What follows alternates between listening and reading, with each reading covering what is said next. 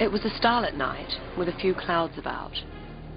It was intensely cold, yet there was no frost, no crispness about the ground. I've since been told it was what is called an electric cold. Roger Danzy. Just after midnight on the 10th of June 1886, Roger Danzy, postmaster at Rotorua, was celebrating his birthday with friends. A little before 1 o'clock, the earth began to shake. An hour later, Danzy heard a terrible roar. To my intense amazement, I saw an immense column of fire, miles in height, rushing up heavenwards with a frightful roar. Roger Danzy. What Danzy was witnessing was the cataclysmic eruption of Mt Tarawera. The world would later learn that about 120 people died that terrible night, and the eighth wonder of the world, the Pink and White Terraces, had vanished. This is the story of that eruption. It is the story of New Zealand's most devastating volcanic eruption in human times, and the destruction of one of nature's most beautiful creations, the Pink and White Terraces. It is also the story of the fateful events that led to the eruption, and the mystery that has surrounded them ever since.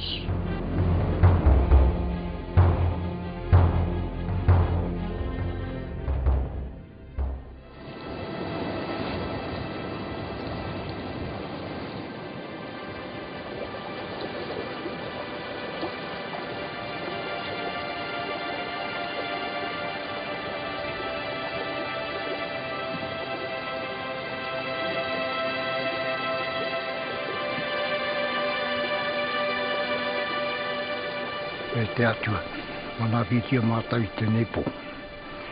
I ale mai te rongoi, mamahi a rātau, o mene atu ki te pō.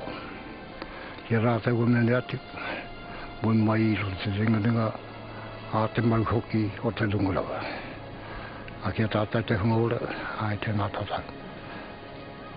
E ko koe hoki te atu e ora nei e mana nei, ngata umutu ka kore. Te wingi o te mātiu te tamame se waidu e tapu ake, amene. The Tarawera eruption happened in 1886. Today, more than 100 years on, the fate of the Pink and White Terraces is still debated. There persists a myth that beneath the volcanic rubble the terraces have somehow survived. For the young New Zealand colony, the terraces were an enormous drawcard that brought thousands of tourists from all over the world. Our first visitors arrived that you could call tourists in 1838-39. And the one thing those people all wanted to see from that visit and on was the Pink and White Terraces. They were the attraction. Nothing else seems to have been of great consequence to people. And they were prepared to walk or to ride horses or to do whatever was necessary to view those Pink and White Terraces. Getting to the terraces was an arduous journey.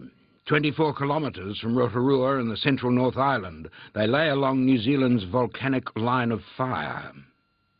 The place from which most tourists visited the terraces was the small village on the shore of Lake Tarawera, Tarawera. Today, all that is left is the buried village, a small Antipodean echo of Pompeii. The trip was a 9-hour day, beginning with a 2-hour row across the lake, then a 1-hour stroll overland to the White Terrace situated on Lake Rotomahana. A typical party consisted of 8 tourists, 8 boatmen and a guide. Ladies all dressed in their silks and beautiful clothes, and the gentlemen with their bell toppers and canes, and travelling to see the sights. It was a wonderful place to go. I believe the charge for going over the terraces for the day was £10. That's what the Maoris charged, £10. And no one was allowed to go on the terraces without a guide. At the first step we came to, we were petrified with delight for a moment. Set in a basin of pure white silica, delicately carved and fretted, lay a pool of pale blue water, so pure in colour, so opaque in substance. I wish I could convey to the sight of those who read this the merest reflection of that heavenly colour, that pale tint found nowhere else on earth. Mrs. Howard Vincent. Mrs. Howard Vincent was but one of a large number of tourists who wrote down their impressions. Most were awestruck by what they saw, and these written accounts are part of the terrace's great legacy. They all speak of the extraordinary beauty and unparalleled magnificence. For Victorian tourists, they were the jewel in the crown of natural wonders that New Zealand presented to them. Fed by two large hot springs, the terraces had formed over many hundreds of years as the hot water, charged with minerals, flowed downhill, depositing silica as it cooled. They would gradually make their way up, carefully picking their way along the edge of the terraces so they didn't get their feet boiled, and across stepping stones onto a little rock on the edge of the great basin where the boiling spring feeding the terraces was, and climbing on this they would stare through the swirling vapours, hoping occasionally to get a glimpse of the great cones of water boiling up in the centre of this basin. Next stop on the journey was the Pink Terrace, a 15-minute journey in a dugout canoe. Here the tourists finally had their chance to bathe. Visiting Victorian novelist Anthony Trollope was moved to write, I can imagine nothing more delicious to the bather. In the bath, when you strike your chest against it, it is soft to the touch. You press yourself against it and it is smooth. You lie upon it, and though it is firm, it gives to you. You plunge against the sides, driving the water over your body, but you do not bruise yourself.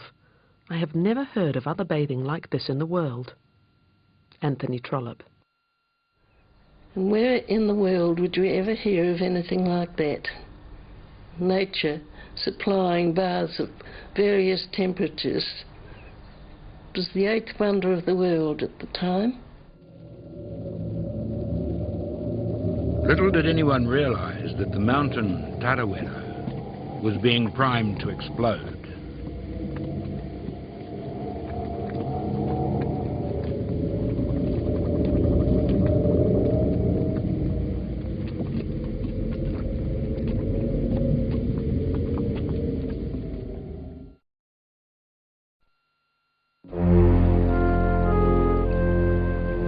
Strange fascination about this curious truncated mountain. It looks bare and scarred, its steep walls rising up black and terrible as if blasted with lightning, the very sublimity of desolation. No wonder that the Maori imagination invests this spot with a sacred horror. It is to them a city of the dead and may not lightly be approached. And when the clouds gather round its summits and roll in heavy masses along its sides, driven by the fierce winds that play about the crest, it requires no act of imagination to people it with weird and spiritual terrors. Alexander Wilson. Dominating all around it, Mt Tarawera had long been central to the Arawa tribes living in its shadow. The mountain itself, Mt Tarawera, is a burial ground. It's a burial ground. And some of our ancestors are buried up there, or they might have been blown up. But that's our mountain. In 1886, Maori experience of the geothermal area was only about 500 years old, a blink in geological time. European observation was less than 50 years. No one knew whether the mountain was extinct or just dormant.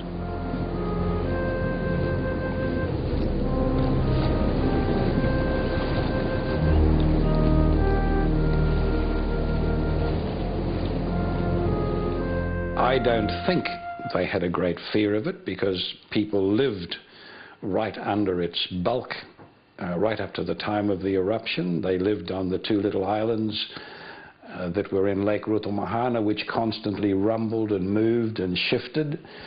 They bathed in the terraces. They were accustomed to earthquakes. They were accustomed to variations in the thermal activity. The summer of 1886 was dry and the unpaved country roads were dusty. In Rotorua and Tawairoa, hoteliers were rubbing their hands. The perfect weather had boosted tourist numbers and beds and boats were full. 1886 promised to be a bumper year. There was, fortunately, a close association between non-Maori and Maori. It was the non-Maori who brought the people here, who had disseminated the word of the terraces, who controlled the transport. But once here, it was the Maori people who took over and entertained and guided and looked after the tourists. And so they were very quickly aware of the value of tourism. Two Te Arawa tribes, Tuhorangi and Ngāti Rangitihi, competed in wooing the tourists. The more prominent